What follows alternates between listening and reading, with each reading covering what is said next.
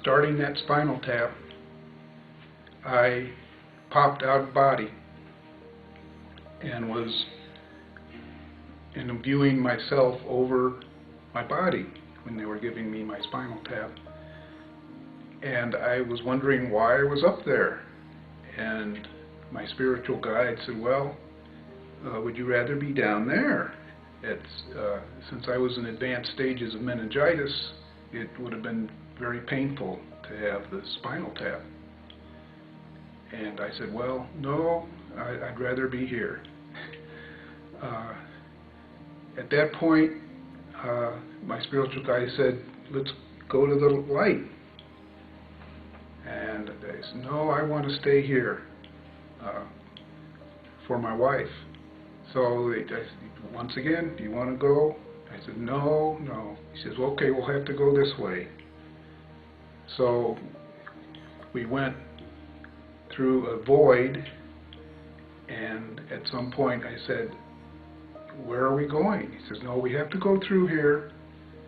And it became very unpleasant, but and so my spiritual guide said, okay, to get out of here, you need to pray. So I had to pray very hard, and then I found myself in the tunnel and approaching the light.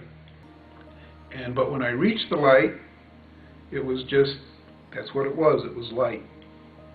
And I had a life review, and during that life review, I was told that I felt too guilty about some of the things that had happened because I was carrying around a lot of shame because of my childhood. So I said, well, what had happened? And because I didn't have a memory of what had happened at that point. And the light said, well, you will work your way through that, don't worry. I said, well, what? Why am I guilty? What happened? And the light said, well, you'll work your way through that. And while I was in the light, I was being healed. And then I was in a dark, velvety, purpley light taken there. And because I was in that light, again, I was being healed. And while I was in that light, I was asked, do you have any questions? And of course, I said no, but my first question wasn't answered. So they said, well, you sure you don't have any questions? I said, no, you didn't answer my first question. And so while I was in the dark purpley light, I was shown a soul who had died, so I didn't see a physical form at all.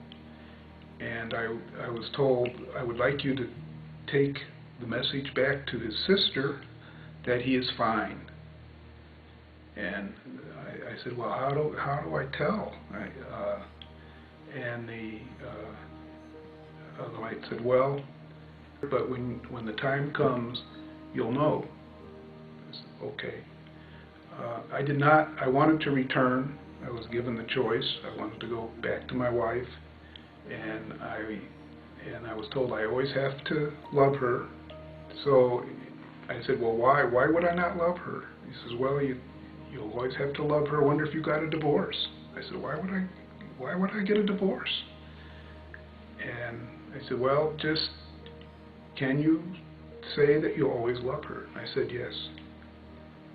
So at that point, I went back into my body and was in a coma for 3 days. That was in 1970. Subsequent to that, in 1994, approximately, I was at work where I had visited in Chicago, Illinois, and on the table of one of the people who had trained me before I went into Washington, D.C., was a picture of the Vietnam Memorial. And so I said, oh, the Vietnam Memorial. And the lady said, well, no, not really. This is the Illinois model of the Vietnam Memorial.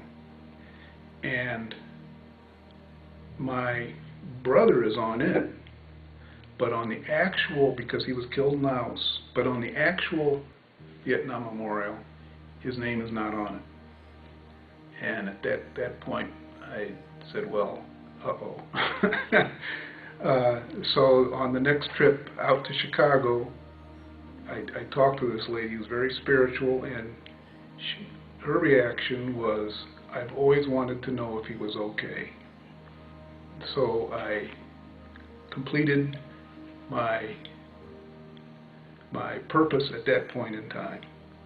So my message to you is, there is a higher power. The higher power is loving, and death is nothing to be feared.